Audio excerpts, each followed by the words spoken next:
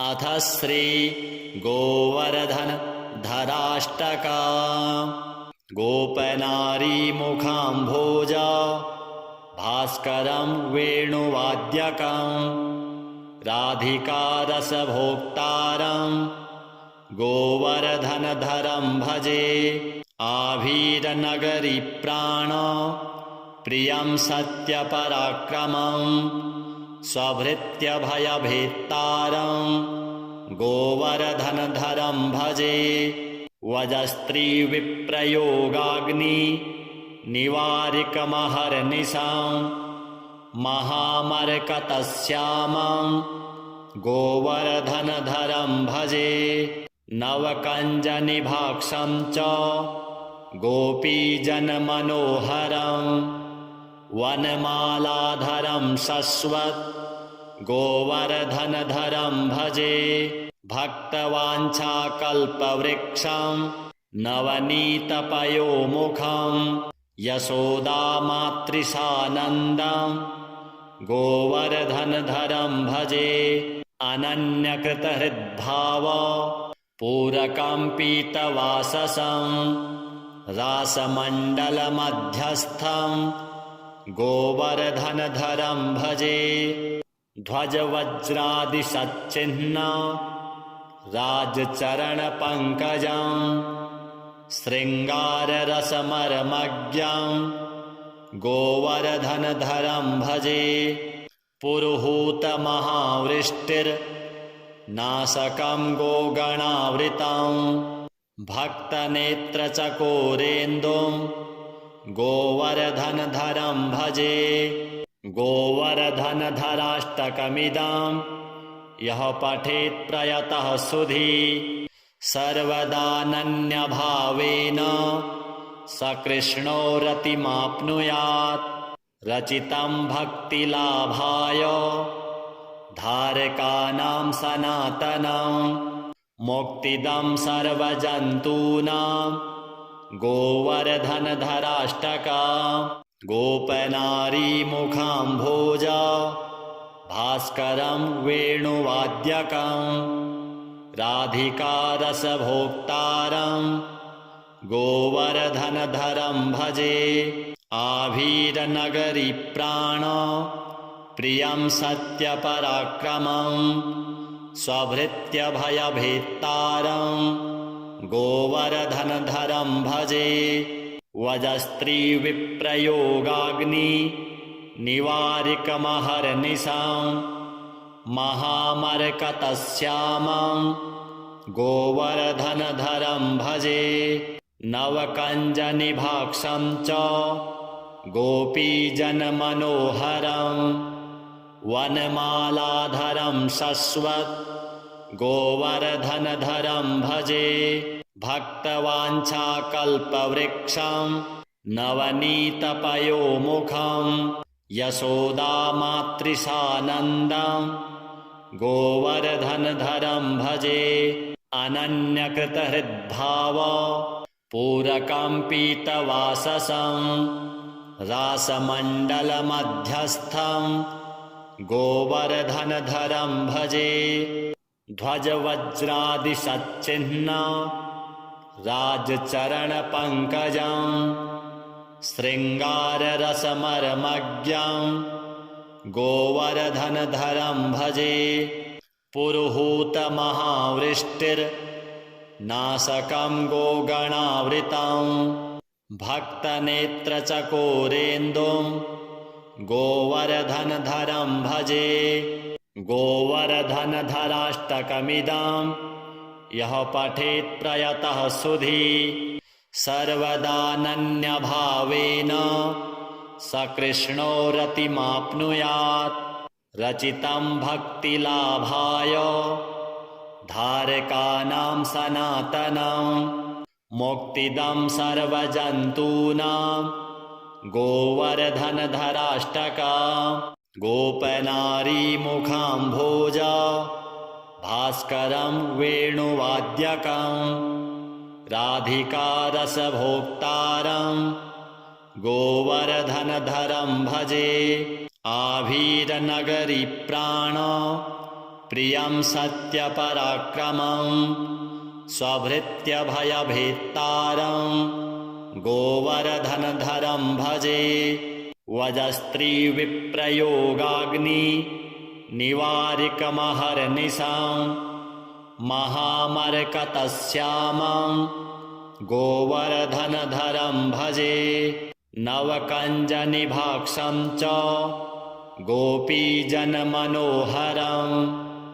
वनमालाधरं शश्वत् गोवर्धनधरं भजे भक्तवाञ्छाकल्पवृक्षं नवनीतपयोमुखं यशोदामातृसानन्दं गोवर्धनधरं भजे अनन्यकृतहृद्भाव पूरकम्पितवाससं रासमण्डलमध्यस्थं गोवर्धनधरं भजे ध्वजवज्रादिसच्चिह्न राजचरणपङ्कजं शृङ्गाररसमर्मज्ञं गोवर्धनधरं भजे पुरुहूतमहावृष्टिर्नाशकं गोगणावृतं भक्तनेत्रचकोरेन्दुं गोवर्धनधरं भजे गोवर्धनधराष्टकमिदं यः पठेत् प्रयतः सुधी सर्वदानन्यभावेन स कृष्णो रतिमाप्नुयात् रचितं भक्तिलाभाय धारकानां सनातनं मुक्तिदं सर्वजन्तूनां गोवर्धनधराष्टका गोपनारीमुखाम्भोज भास्करं वेणुवाद्यकं राधिकारसभोक्तारं गोवर्धनधरं भजे आभीरनगरीप्राण प्रियं सत्यपराक्रमं स्वभृत्यभयभेत्तारं गोवर्धनधरं भजे वजस्त्रीविप्रयोगाग्नि निवारिकमहर्निशां महामर्कतश्यामं गोवर्धनधरं भजे नवकञ्जनिभाक्षं च गोपीजनमनोहरं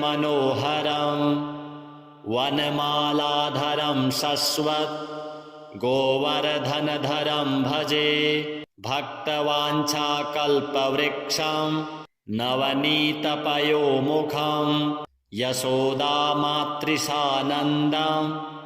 गोवर्धनधरं भजे अनन्यकृतहृद्भाव पूरकम्पितवाससं रासमण्डलमध्यस्थं गोवर्धनधरं भजे ध्वजवज्रादिसच्चिह्न राजचरणपङ्कजं शृङ्गाररसमर्मज्ञं गोवर्धनधरं भजे पुरुहूतमहावृष्टिर्नाशकं गोगणावृतं भक्तनेत्रचकोरेन्दुं गोवर्धनधरं भजे गोवर्धनधराष्टकमिदं यः पठेत् प्रयतः सुधी सर्वदानन्यभावेन स कृष्णो रतिमाप्नुयात् रचितं भक्तिलाभाय धारकानां सनातनं मुक्तिदं सर्वजन्तूनां गोवर्धनधराष्टका गोपनारीमुखाम्भोज भास्करं वेणुवाद्यकं राधिकारसभोक्तारं गोवर्धनधरं भजे आभीरनगरीप्राण प्रियं सत्यपराक्रमं स्वभृत्यभयभेत्तारं गोवर्धनधरं भजे वजस्त्रीविप्रयोगाग्नि निवारिकमहर्निशां महामर्कतश्यामं गोवर्धनधरं भजे नवकञ्जनिभाक्षं च गोपीजनमनोहरं वनमालाधरं शश्वत् गोवर्धनधरं भजे भक्तवाञ्छाकल्पवृक्षं नवनीतपयोमुखं यशोदामातृसानन्दं गोवर्धनधरं भजे अनन्यकृतहृद्भाव पूरकं पीतवाससं रासमण्डलमध्यस्थं गोवर्धनधरं भजे ध्वजवज्रादिसच्चिह्न राजचरणपङ्कजं शृङ्गाररसमर्मज्ञं गोवर्धनधरं भजे पुरुहूतमहावृष्टिर्नाशकं गोगणावृतं भक्तनेत्रचकोरेन्दुं गोवर्धनधरं भजे गोवर्धनधराष्टकमिदं यः पठेत् प्रयतः सुधी सर्वदानन्यभावेन स कृष्णो रतिमाप्नुयात् रचितं भक्तिलाभाय धारकानां सनातनं मुक्तिदं सर्वजन्तूनां गोवर्धनधराष्टका गोपनारीमुखाम्भोज भास्करं वेणुवाद्यकं राधिकारसभोक्तारं गोवर्धनधरं भजे आभीरनगरी प्राण प्रियं सत्यपराक्रमं स्वभृत्यभयभेत्तारं गोवर्धनधरं भजे वजस्त्रीविप्रयोगाग्नि निवारिकमहर्निशां महामरकतश्यामं गोवर्धनधरं भजे नवकञ्जनिभाक्षं च गोपीजनमनोहरं वनमालाधरं शश्वत् गोवर्धनधरं भजे भक्तवाञ्छाकल्पवृक्षं नवनीतपयोमुखं यशोदामातृसानन्दं गोवर्धनधरं भजे अनन्यकृतहृद्भाव पूरकं पीतवाससं रासमण्डलमध्यस्थं गोवर्धनधरं भजे ध्वजवज्रादिसच्चिह्न राजचरणपङ्कजं शृङ्गाररसमर्मज्ञं गोवर्धनधरं भजे पुरुहूतमहावृष्टिर्नाशकं गोगणावृतं भक्तनेत्रचकोरेन्दुं गोवर्धनधरं भजे गोवर्धनधराष्टकमिदं यः पठेत् प्रयतः सुधी सर्वदानन्यभावेन स कृष्णो रतिमाप्नुयात् रचितं भक्तिलाभाय धारकानां सनातनं मुक्तिदं सर्वजन्तूनां गोवर्धनधराष्टका गोपनारीमुखाम्भोज भास्करं वेणुवाद्यकं राधिकारसभोक्तारं गोवर्धनधरं भजे आभीरनगरी प्राण प्रियं सत्यपराक्रमं स्वभृत्यभयभेत्तारं गोवर्धनधरं भजे वजस्त्रीविप्रयोगाग्नि निवारिकमहर्निशां महामरकतश्यामं गोवर्धनधरं भजे नवकञ्जनिभाक्षं च गोपीजनमनोहरं वनमालाधरं शश्वत् गोवर्धनधरं भजे भक्तवाञ्छाकल्पवृक्षं नवनीतपयोमुखं यशोदामातृसानन्दं गोवर्धनधरं भजे अनन्यकृतहृद्भाव पूरकं पीतवाससं रासमण्डलमध्यस्थं गोवर्धनधरं भजे ध्वजवज्रादिसच्चिह्न राजचरणपङ्कजं शृङ्गाररसमर्मज्ञं गोवर्धनधरं भजे पुरुहूतमहावृष्टिर्नाशकं गोगणावृतं भक्तनेत्रचकोरेन्दुं गोवर्धनधरं भजे गोवर्धनधराष्टकमिदं यः पठेत् प्रयतः सुधी सर्वदानन्यभावेन स कृष्णो रतिमाप्नुयात् रचितं भक्तिलाभाय धारकानां सनातनं मुक्तिदं सर्वजन्तूनां गोवर्धनधराष्टका गोपनारीमुखाम्भोजा भास्करं वेणुवाद्यकं राधिकारसभोक्तारं गोवर्धनधरं भजे आभीरनगरीप्राण प्रियं सत्यपराक्रमं स्वभृत्यभयभेत्तारं गोवर्धनधरं भजे वजस्त्रीविप्रयोगाग्नि निवारिकमहर्निशं महामर्कतश्यामं गोवर्धनधरं भजे नवकञ्जनिभाक्षं च गोपीजनमनोहरं वनमालाधरं शश्वत् गोवर्धनधरं भजे भक्तवाञ्छाकल्पवृक्षं नवनीतपयोमुखं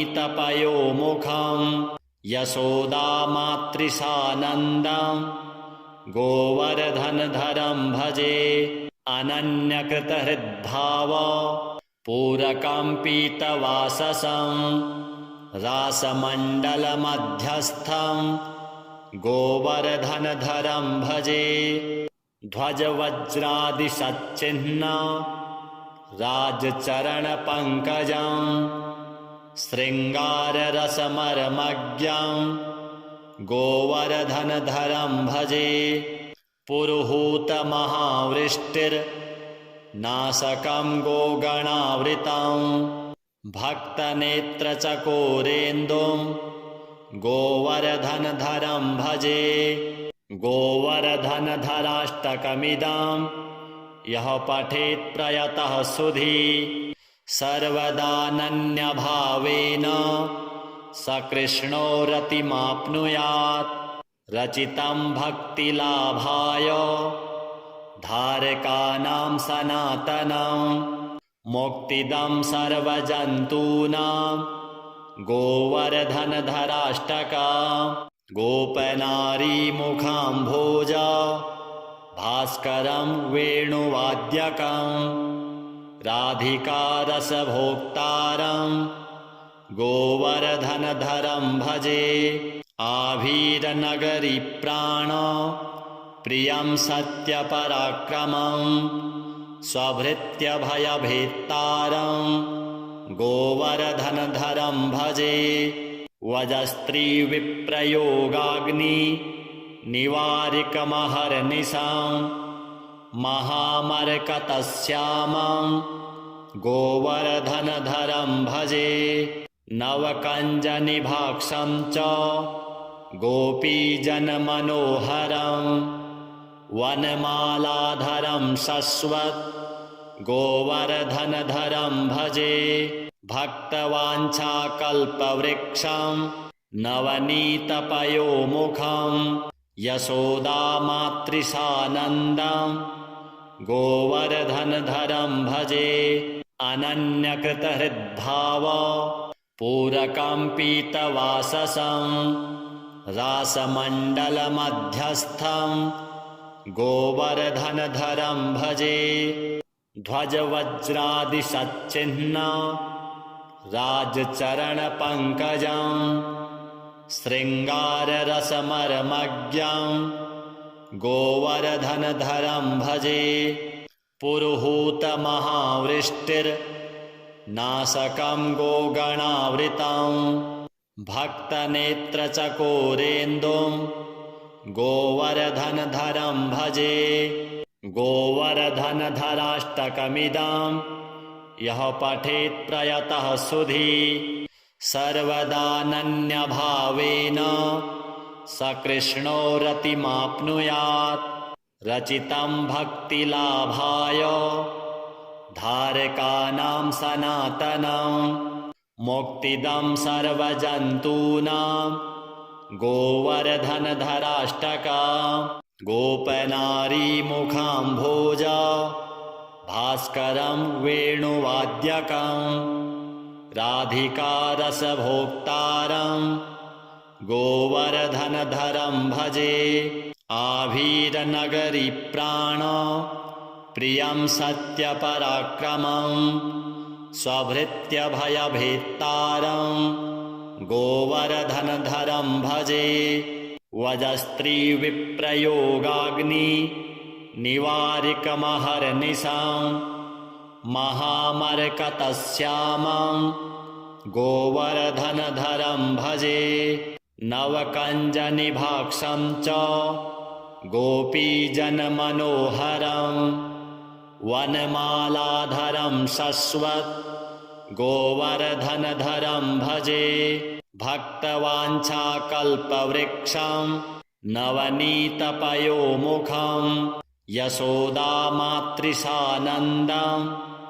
गोवर्धनधरं भजे अनन्यकृतहृद्भाव पूरकं पीतवाससं रासमण्डलमध्यस्थं गोवर्धनधरं भजे ध्वजवज्रादिसच्चिह्न राजचरणपङ्कजं शृङ्गाररसमर्मज्ञं गोवर्धनधरं भजे पुरुहूतमहावृष्टिर्नाशकं गोगणावृतं भक्तनेत्रचकोरेन्दुं गोवर्धनधरं भजे गोवर्धनधराष्टकमिदं यः पठेत् प्रयतः सुधी सर्वदानन्यभावेन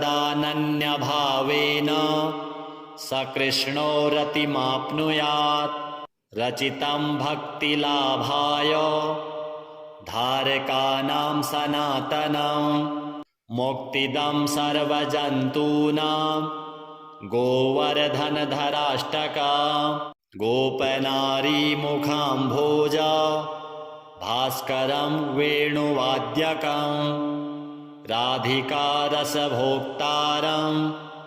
गोवर्धनधरं भजे आभीरनगरीप्राण प्रियं सत्यपराक्रमं स्वभृत्यभयभेत्तारं गोवर्धनधरं भजे वजस्त्रीविप्रयोगाग्नि निवारिकमहर्निशां महामर्कतश्यामं गोवर्धनधरं भजे नवकञ्जनिभाक्षं च गोपीजनमनोहरं वनमालाधरं शश्वत् गोवर्धनधरं भजे भक्तवाञ्छाकल्पवृक्षं नवनीतपयोमुखं यशोदामातृसानन्दं गोवर्धनधरं भजे अनन्यकृतहृद्भाव पूरकं पीतवाससं रासमण्डलमध्यस्थं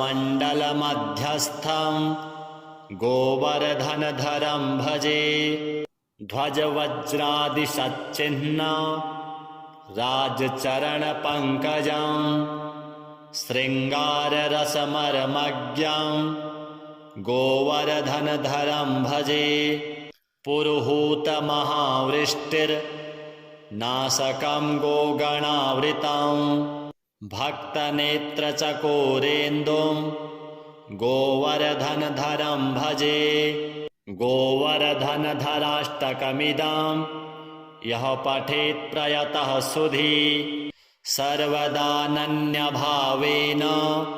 स कृष्णो रतिमाप्नुयात् रचितं भक्तिलाभाय धारकानां सनातनं मुक्तिदं सर्वजन्तूनां गोवर्धनधराष्टका।